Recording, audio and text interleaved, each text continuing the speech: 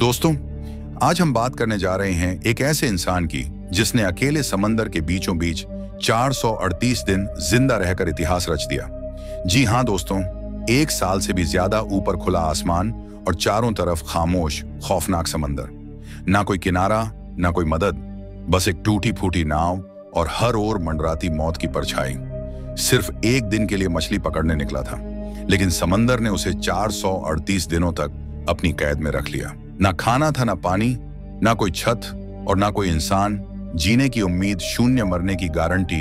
100% उस नाव में 2 लोग थे। 4 महीने के अंदर एक ने दम तोड़ दिया, लेकिन दूसरा उसने मौत को धक्का दिया और जिंदगी की दहलीज तक लौट आया। दोस्तों, इस व्यक्ति ने किस तरीके से इतना दिन तक खुद को जिंदा रखा जानकर आप लोगों के रोंगटे खड़े हो जाएंगे। लेकिन दोस्तों, वीडियो को शुरू करने से पहले चैनल को सब्सक्राइब जरूर करें, जो कि सब्सक्राइब बटन आपके लिए बिल्कुल फ्री होता है, लेकिन उसी से ही हमें बहुत मदद मिलती है।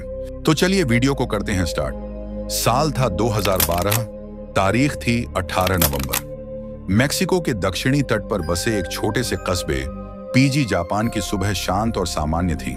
सूरज धीरे धीरे समुद्र की सतह से ऊपर उठ रहा था और समंदर शांत दिखाई दे रहा था। जोश अल्वरेंगा 36 वर्ष मेक्सिको के इसी कस्बे में अपनी छोटी बेटी के साथ रहता था। वह और उसका साथी एजिकियल कॉर्दोबा 22 वर्ष, यह दोनों पेशेवर मछुआरे थे। जॉश को मछली पकड़ने में सालों का अनुभव था, लेकिन एकियल उतना माहिर नहीं था।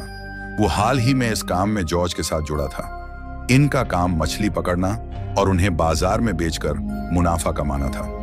पिछले कुछ दिनों से उन्हें मछलियों की अच्छी कीमत मिल रही थी, लेकिन ज्यादा पकड़ नहीं पा रहे थे। इसलिए इस बार उन्होंने तय किया कि वे थोड़ी दूर समुद्र के अंदर तक जाएंगे, जहां बड़े आकार की मछलियां मिलती थीं, जिन्हें अच्छे दामों में बेचा जा सकता था।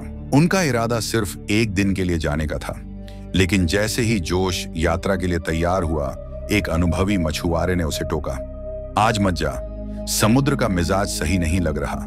लेकिन जोश ने उसकी बात को हल्के में लिया। हम बस कुछ घंटों में लौट आएंगे, जल्दी पकड़ेंगे, जल्दी बेचेंगे, जल्दी कमाएंगे। फिर जोश और इज़ीकियल निकल पड़े अपनी छोटी सी 7 मीटर लंबी नाव में, जिसमें एक सिंगल इंजन था, एक छोटा रेडियो, कुछ बर्फ, मछलियां रखने के लिए बॉक्स और थोड़ा बहुत खाना उनका लक्ष्य था। समुद्र के भीतर लगभग 120 किलोमीटर की दूरी तक जाना। दोनों को अंदाजा नहीं था कि यह दूरी उन्हें 438 दिनों तक मौत और जिंदगी के बीच झूलने को मजबूर कर देगी। शुरुआत में सब ठीक था, मछलियां मिल भी रही थीं। कुछ ही घंटों में उन्होंने काफी मछलियां पकड़ ली, लेकिन दूसरे दिन दोपहर होते होते समुद्र का रंग बदलने लगा। आसमान काला पड़ गया, लहरें ऊंची होने लगी, हवाएं तेज चलने लगी। फिर शुरू हुआ एक भयंकर तूफान, ऐसा तूफान जो लगातार 2 दिन तक चला और उनकी किस्मत बदल कर रख दी। नाव लहरों के थप्पड़ों से उछलने लगी, इंजन बंद हो गया और रेडियो भी खराब हो गया। अब उनके पास कोई संपर्क का साधन नहीं था, ना किनारे से, ना किसी जहाज से। तूफान इतना खतरनाक था कि लहरें उनकी नाव के ऊपर से गुजरने लगी। जान बचाने के लिए उन्होंने नाव में रखी सारी मछलियां समुद्र में फेंक दी, ताकि नाव हल्की हो जाए और डूबने से बच सके। उनका इरादा था तूफान के रुकते ही वापस लौट जाना, लेकिन कुदरत के सामने इंसान कितना भी चालाक क्यों ना हो, बेबस ही होता है। इस तूफान के महज 2 दिनों में उनकी नाव लगभग 400 किलोमीटर बह चुकी थी, खुले महासागर की ओर, जहां चारों ओर सिर्फ पानी था और कोई मदद नहीं। तूफान के बाद समुद्र तो शांत हुआ, लेकिन उनके लिए असली लड़ाई अब शुरू हुई। खाना खत्म हो गया था, पीने का पानी भी अब उन्हें जिंदा रहने के लिए बारिश का पानी जमा करना पड़ रहा था, कभी हाथों से, कभी नाव के किसी कोने में। भूख मिटाने के लिए उन्हें समंदर में तैरते पक्षियों को पकड़ना पड़ा, कछुओं को और कभी कभी मछलियां भी, जिन्हें वह कच्चा खाते थे। जोश के पास अनुभव था, लेकिन एजिक्यूल का शरीर धीरे धीरे थकने लगा था। वो बहुत जवान था, लेकिन मानसिक और शारीरिक रूप से इतनी बड़ी लड़ाई के लिए तैयार नहीं था। फिर भी 4 महीनों तक वो जोश के साथ हर रोज जूझता रहा, भूखा रहा, धूप में जला, तूफानों से लड़ा, उम्मीद में जिंदा रहा। लेकिन 4थे महीने के बाद उसका शरीर हार मान गया। उसे बार बार बीमारियां घेरने लगी और धीरे धीरे वह बोलना भी बंद करने लगा। जोश ने हर कोशिश की कि उसका साथी जिंदा रहे, लेकिन इस समुद्र में कोई डॉक्टर नहीं था, कोई दवा नहीं थी और कोई राह भी नहीं। फिर एक दिन इज़िकियल हमेशा के लिए शांत हो गया। जोश को खुद ही उसका शरीर समंदर को सौंपना पड़ा। उसका साथी जो 4 महीने तक उसके साथ था, अब नहीं रहा। अब जोश पूरी तरह अकेला रह गया था।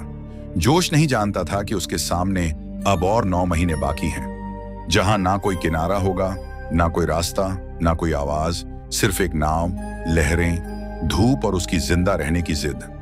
जोश अब बिल्कुल अकेला था, एक ऐसी नाव में फंसा हुआ जो ना तो किनारे जानती थी, ना ही दिशा, और उसके चारों तरफ फैला हुआ था मौत से भी ज्यादा खामोश, नीला, अथाह समंदर।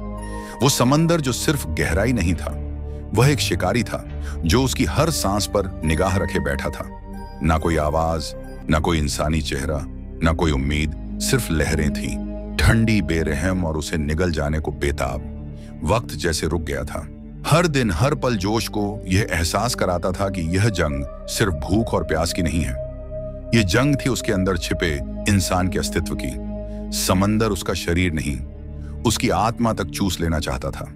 हर सुबह वह उठता तो लगता आज शायद आखिरी दिन है, और हर रात वो आसमान को देखकर सोचता क्या यह आखिरी रात है मेरी।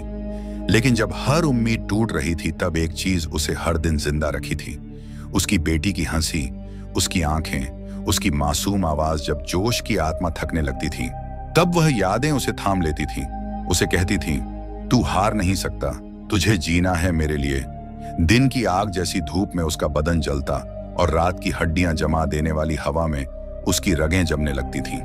खाने के नाम पर कुछ नहीं, पीने के लिए सिर्फ बदबूदार पानी, और साथ में एक खामोशी जो पागल कर देने वाली थी। जोश कभी कभी खुद से बातें करता, खुद को जवाब देता, क्योंकि अब वह भूलने लगा था कि असली आवाज कैसी होती है। 6 महीने बीत चुके थे, और फिर एक दिन दोपहर की तपती धूप में जब जोश की आंखें सूरज की चमक में जल रही थीं, तब उसे दूर क्षितिज पर एक विशालकाय जहाज दिखाई दिया।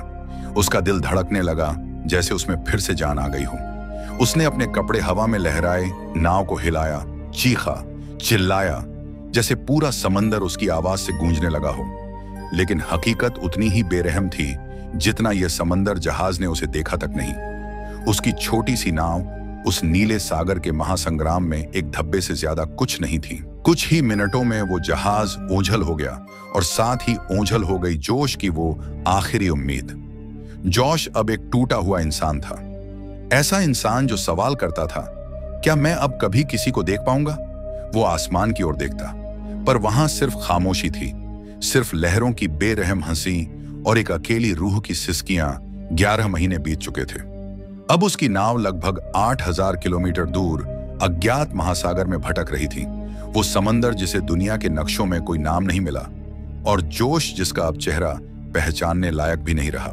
उसकी आंखें ढस गई थीं, गाल सूख गए थे, होंठ फटे हुए थे, और त्वचा ऐसी जैसे आग में तपी हो। लेकिन जोश अब इंसान नहीं था, वो अब एक आदत बन गया था, जिंदा रहने की आदत। और फिर आया वो दिन, 30 जनवरी 2014। वो दिन जब किस्मत ने दरवाजा नहीं, एक दरार दी, लेकिन जोश ने उसी दरार में से जिंदगी खोज निकाली। पानी में कुछ अजीब तैरता नजर आया, सूखे नारियल, और जोश ने एक झटके में समझ लिया, जमीन पास है। उसके जिस्म में जहां जान बाकी नहीं थी, वहां एक तूफान उठा। उसने नाव को पूरी ताकत से मोड़ा और दूर देखा। वहां एक टापू था, एक धरती का टुकड़ा जिसे देखने के लिए उसकी आंखें तरस गई थीं। कुछ ही समय में वह मार्शल आइलैंड्स के पास पहुंच गया, जो नाव कल तक मौत का पिंजरा थी, आज वहीं उसे जिंदगी की गोद में ले जा रही थी। जोश ने आखिरी बार समंदर को देखा और फिर खुद को पानी में फेंका, हर लहर को चीरता हुआ, कांपता, टूटता, घिसटता हुआ। जब उसके पैर जमीन से टकराए, वो गिर पड़ा, नंगे पैर, सूखी आंखों से कांपते हुए, जैसे वह अपने ही पुनर्जन्म का गवाह बन गया हो। स्थानीय लोग दौड़े और उनकी आंखों में डर था, और सवाल ये कौन है, कहां से आया है? जॉर्ज को अस्पताल ले जाया गया। उसका वजन 60 किलो से घटकर सिर्फ 38 किलो रह गया था। पूरे शरीर की मांसपेशियां गल चुकी थीं और त्वचा के नीचे सिर्फ हड्डियां बची थीं। लेकिन यह सिर्फ उसका इलाज नहीं था, यह गवाही थी उस इंसान की जिसने 438 दिन समंदर की आग और आंसुओं में तैरकर एक ही बात साबित की, जब इंसान जीने की ठान ले तो समंदर भी उसके आगे घुटने टेक देता है।